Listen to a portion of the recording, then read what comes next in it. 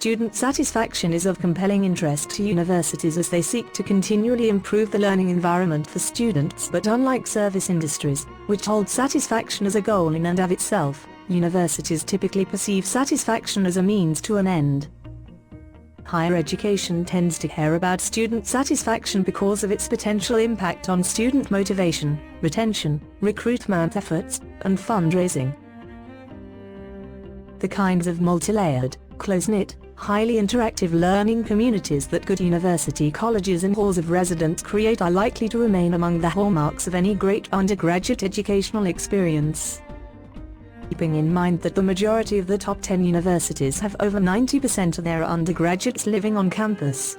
Many more institutions have high percentages of students in residence or have students living in university-run accommodation very close to the campus. This is of particular relevance to Imperial.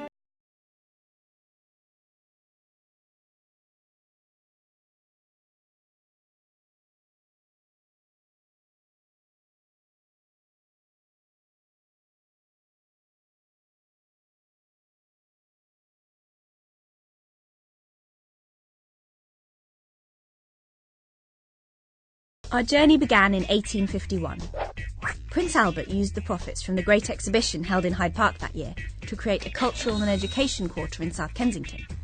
It included world-class museums and venues and the Imperial Institute. The vision was completed in 1907 when three 19th century institutions of engineering, science and mining were merged to create Imperial College on the site of the institute. The accommodation provision at Imperial College has its roots to a 1957 University Grants Committee report on halls of residence. Based on this report, half of a student's university education is obtained in his college department, the other half, equally important, by mixing with his fellow students. Only a resident student appreciates the second half fully. He can obtain a thorough interchange of ideas with his fellows, and can benefit from an understanding of the cooperation and teamwork which spring from living in a student community. The University Grants Committee visited IC in November 1955, and the Union Council's memorandum to the committee was devoted entirely to a request for more halls of residence. The purchase of Prince's Gardens followed a few months later. The Prince's Gardens project, part of a 25-year residential strategy, was Imperial's governing body response to this report.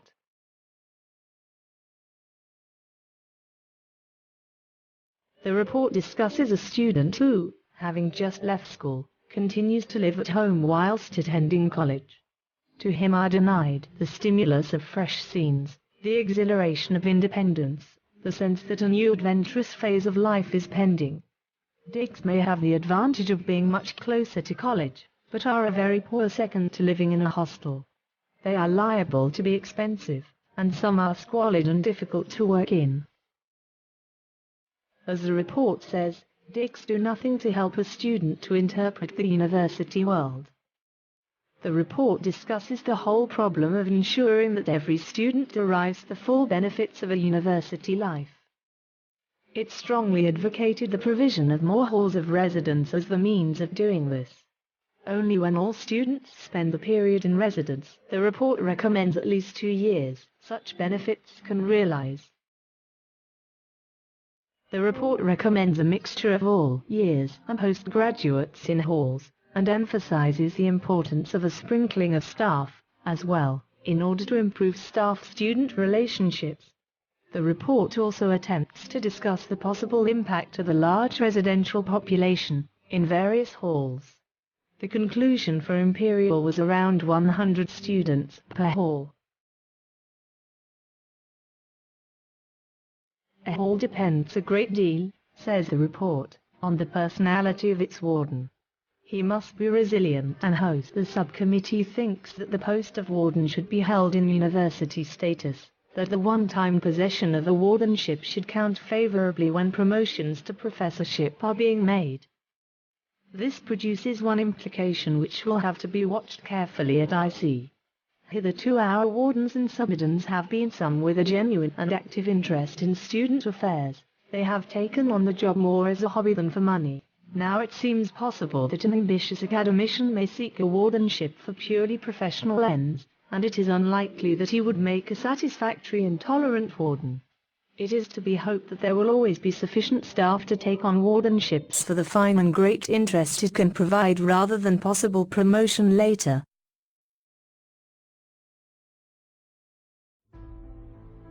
The first student hall was built in the Beit Quadrangle in 1926 and enlarged in 1931 to accommodate some 100 students. An expansion of the academic buildings was paralleled by an extension of the social and residential facilities. The Union Building was doubled in size in 1956, and a new floor added to the Beit Hall of Residence in the following year. Selkirk Hall was a house, 50 Holland Park, bought in 1945. It had 5 single and 5 double rooms for students. The warden lived on the ground floor. In 1957, the garden hostel opened in No. 12 Prince's Gardens to accommodate 24 men, mostly in double rooms. The college acquired the neighbouring Prince's Gardens in 1956 for comprehensive development, and the first new hall of residence there, Weeks Hall, was opened in 1959. The second stage, which came into use in 1963, was the South Side building containing 4 halls of residence. Her Royal Highness Princess Margaret opened South Side Halls of Residence on the 8th of October. This increased student accommodation so that 20% could live in halls, compared to 8% in 1955. In 1963, Linstead Hall opens. Construction was funded by an anonymous benefactor who stipulated that dining facilities must be available for male residents.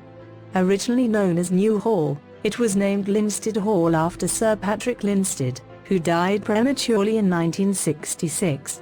Sir Patrick was the rector responsible for obtaining the land on Princess's Gardens for student accommodation. It was his vision that every student should have the opportunity of spending a year in a hall of residence.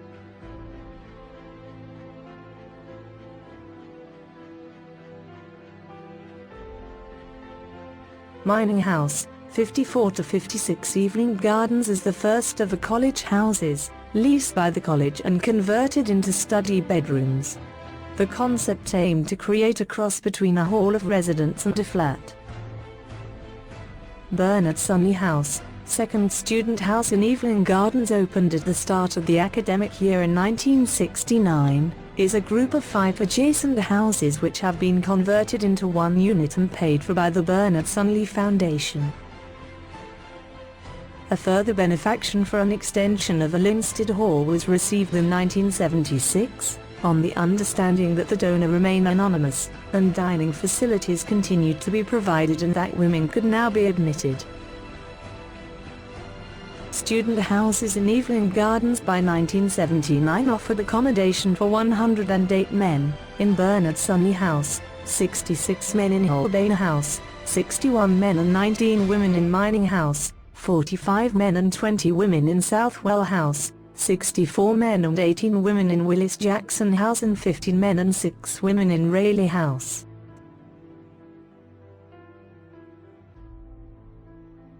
"80 postgraduate students were housed in Montpellier Hall, a hall which the college purchased in 1981.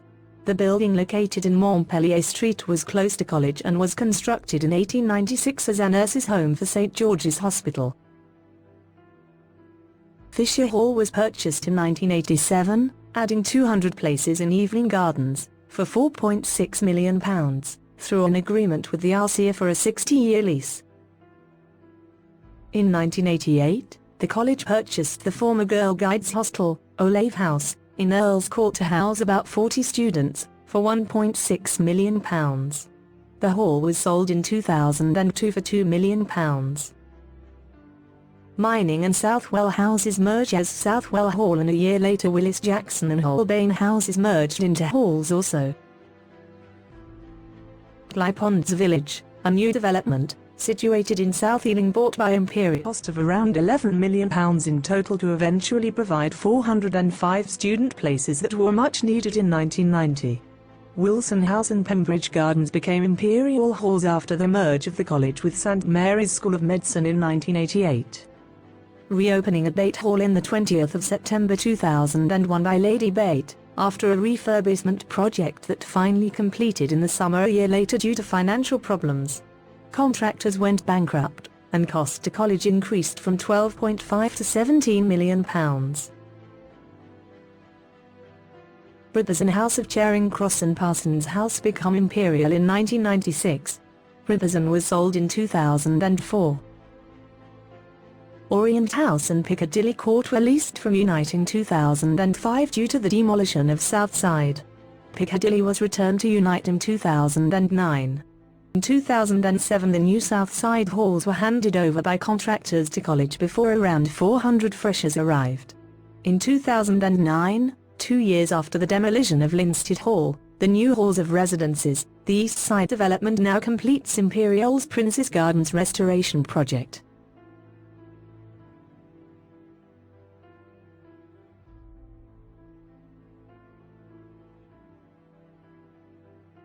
The Imperial Institute is clearly visible in the center of the photograph. Across Imperial Institute Road, now Imperial College Road, are the chemistry and physics departments of the Royal College of Science. Perhaps the only recognizable college buildings are those in Bate Quad. The Union Building, however, has yet to receive its 2 uppermost floors. The former Huxley Building is just visible opposite the Science Museum, and the City and Guilds College still stands on Exhibition Road.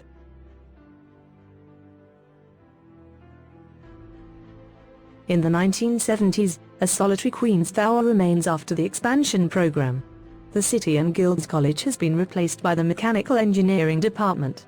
The South Side Halls and the Sports Centre have been built, as well as the Civil Engineering, Electrical Engineering, Chemical Engineering, Chemistry, Blackett and Roderick Hill buildings. Some space has been cleared for the new Huxley Building on Queensgate, and the Union Building now has 2 extra floors. On the site of the old Southside Halls, demolished in the summer of 2005, new Southside Halls stand, opened in 2007. East Side with its 3 student halls of residence mirrors the design of new Southside. Its opening, in October 2009, marked the completion of the Prince's Gardens project, which aimed to recreate the sense of enclosure and recapture the spirit of the original gardens. The new sports centre called Ethos opened in 2006.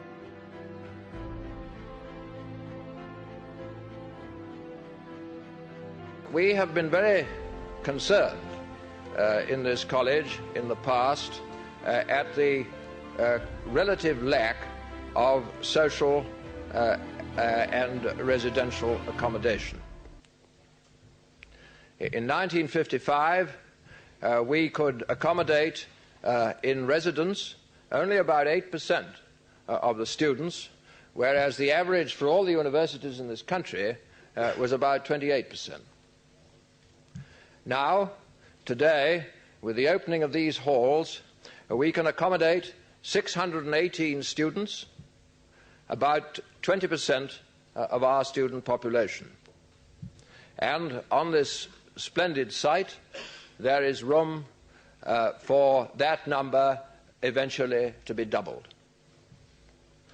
Now, it needed a good deal of courage and imagination to grasp the opportunity which this site presented to the college. And furthermore, it needed money to buy and develop it. We have been very fortunate in our benefactors. We owe a great deal to the University Grants Committee under Sir Keith Murray, who I am very glad to see here today.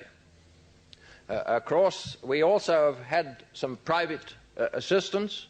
Across the gardens there is Weeks Hall, named after the late Lord Weeks, the first residential unit here, and the gift of Vickers Limited. And recently we have been fortunate in getting a most generous and anonymous donation of £250,000, which will enable another hall of residence to be built immediately on this site.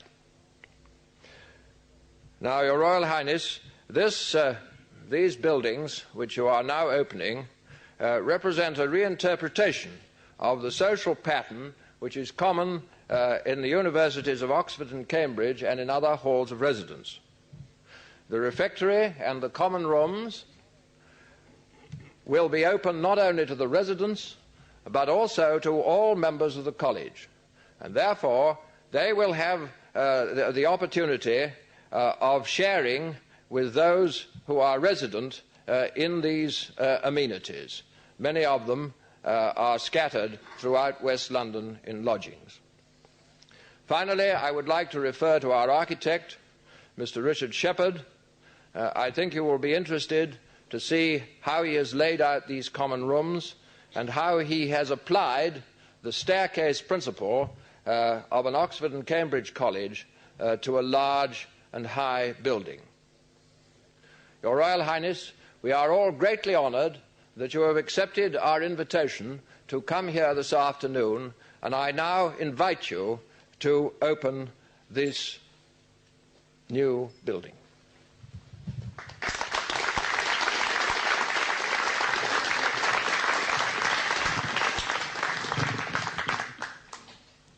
Thank you, Mr. Chairman, for the kind way in which you have welcomed us here this afternoon. We are delighted to be here, not least as interested neighbours who have heard reports of your exciting new developments during the time of construction.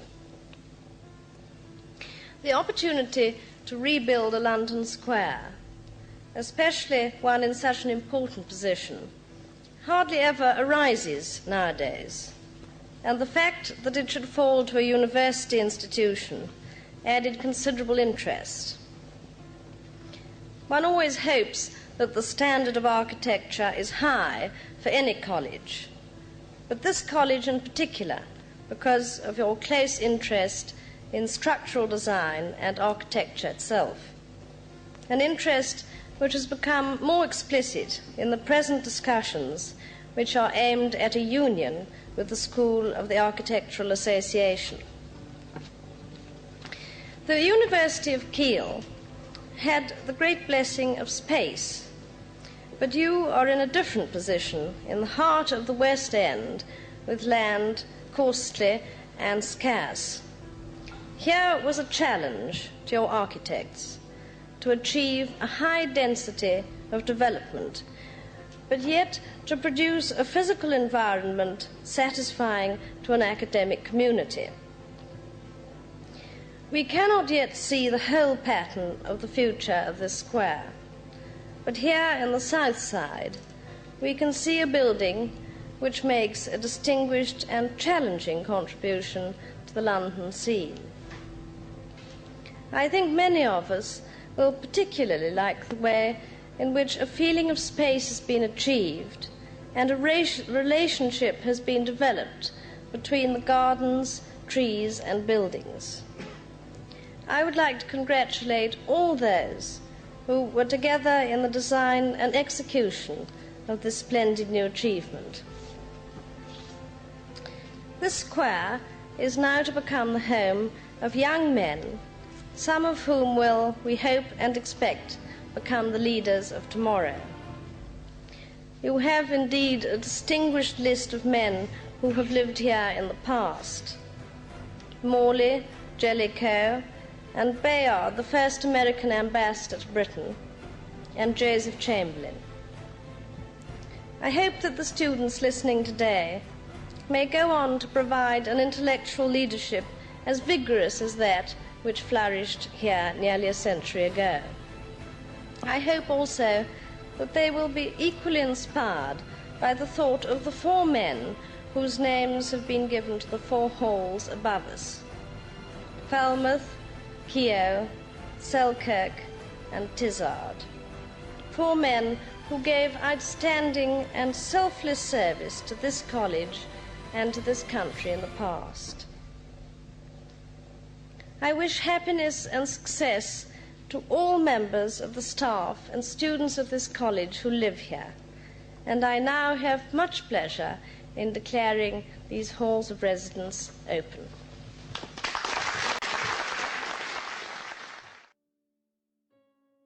Well, welcome to the Christmas edition of Topic. First of all, we have some late news. Around midnight on Tuesday, Willis Jackson House decided it was time to reclaim their mascot from Holbein House. The residents of Holbein retaliated with water and eggs. At this point, somebody across the road phoned the police saying that there were people climbing scaffolding in front of Holbein House and throwing milk bottles. In fact, no milk bottles were thrown, although there were several people on the scaffolding. Unfortunately, as the police arrived, somebody dropped an egg on a car. The police objected to this and started to search the house, but eventually, after much muttering, they left, threatening action if anything further happened. Last night, Garden Hall decided that although Lord Garden's portrait looked rather well in the Holbein House cellar, perhaps it was time that it was returned to his rightful place. So 25 residents of Garden squashed into 3 cars and went down to Evelyn Gardens. After half an hour of wandering around Holbein House, negotiations started. Nothing happened until it was pointed out that although Holbein House had Lord Garden, Garden Hall now had their Christmas tree, and it looked very nice in a chimney pot on top of Garden Hall. After a debate, Holbein decided to do a swap, and Lord Garden is once more at home in Garden Hall.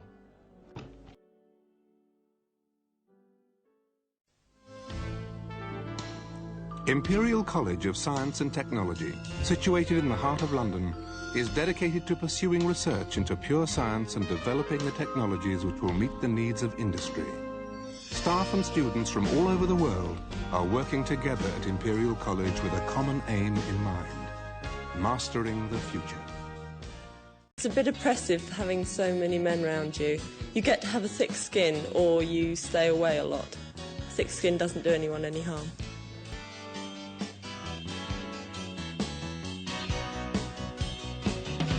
For all single students, the college can provide accommodation in well-equipped halls of residence. There are also excellent sporting and recreational facilities. A student health centre, day nursery where students and staff can leave their children, the accommodation service, college shop, bookshop and bank all go to ensure that students' basic requirements can all be fulfilled in the college.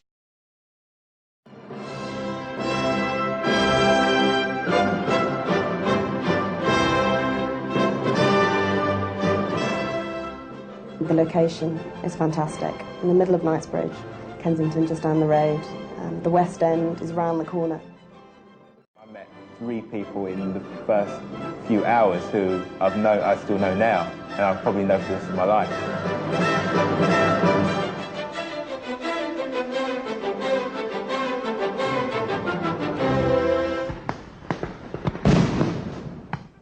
In a recent survey, Imperial College came top of British universities in engineering, in science, and in overall academic criteria. We're right in the centre of what's happening in London. I think it's one of the best, really. I mean, it's in the most picturesque part of London, and you're near to all the major attractions, and there's just so much to do, and it's a very pretty area.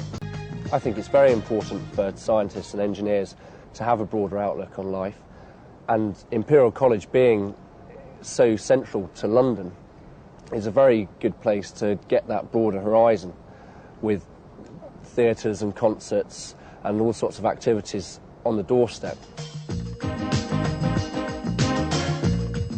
As far as accommodation is concerned, all the first-year students are actually guaranteed a place in hall now, and all those halls are within 10 or 15 minutes walking distance, so really very close and very convenient.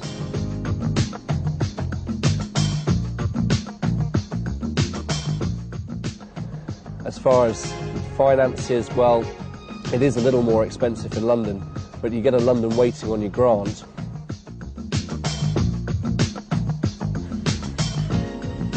How did your lacrosse season go? Quite well. It started really well. Halls are small, so you get to know everybody very quickly. This hall has 72 people, so you know them all within a couple of months, and there's a great cross-section of people within that small number. When you first come to Hall in your first week, we have something known as Freshers Week, and they arrange literally something for you every single night. They'll arrange trips to cinemas, trips to playing basketball, tennis, trips to see concerts, plays, and put your name down on the list and you get a subsidy, so it works out quite cheaply.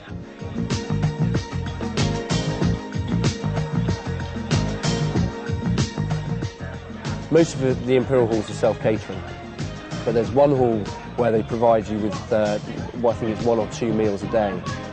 Because of our position, there's always restaurants nearby, fast food places, and there are also places available at the university, canteens and what have you, where you can always pick up a meal. It's expensive to the outsider who looks in and doesn't see the student places to go to. If you live here for a year or 2 years, you find the bars that are cheap to go to, you find the restaurants that are cheap to go to. Just because they're cheap doesn't necessarily mean they're crap. It's almost to the day, 42 years ago, that the building was opened. And the building was opened on October 8th, 1963, by Princess Margaret and Lord Snowdon. It's a very unique opportunity to develop one of the beautiful squares of London, because you never get that opportunity very often. And yet, twice in 40 years, we've had the opportunity to redevelop this square.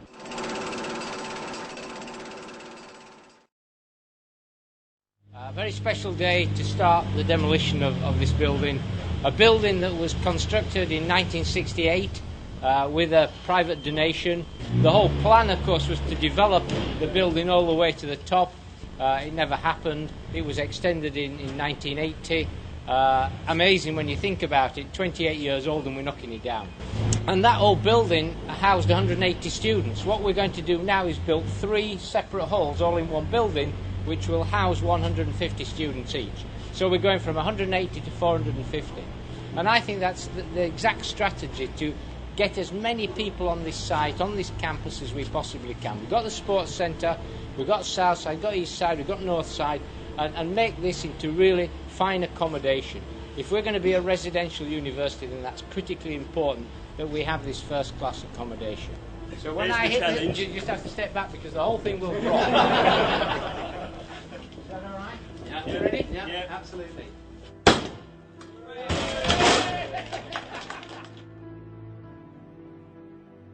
Today was the topping out of East Side, which is the stage where the outside structure is built.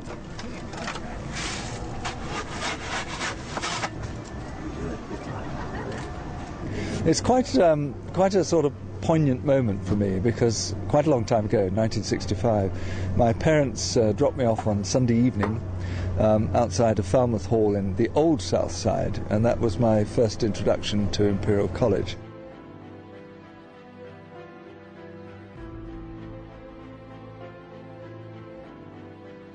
Today, we accommodate about 3,000 students, with all undergraduate students guaranteed a place in Imperial College halls in their first year of study. Hall Life tops student online evaluation surveys. The wardening system is recognized as a leading welfare provision in the sector. Wardening delivers living environments conducive to study, with additional opportunities for the college to deliver its educational mission and for students to enrich their university experience, on top of high-quality accommodation services.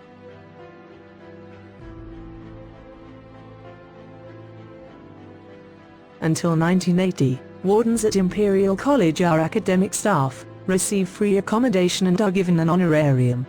They are charged with being responsible to the rector for the organization of their hall. There are 4 main elements to their job: welfare, discipline, social and administration. The Lorry's review in the name of cost efficiency makes 58 recommendations of proposals made about the management of halls and houses. Most significantly, it is recommended that the role of wardens be confined to the pastoral aspects of the running of residences. It is proposed that a new post of residential services manager be established and that the holder should be responsible for the management of all halls, houses and head tenancies.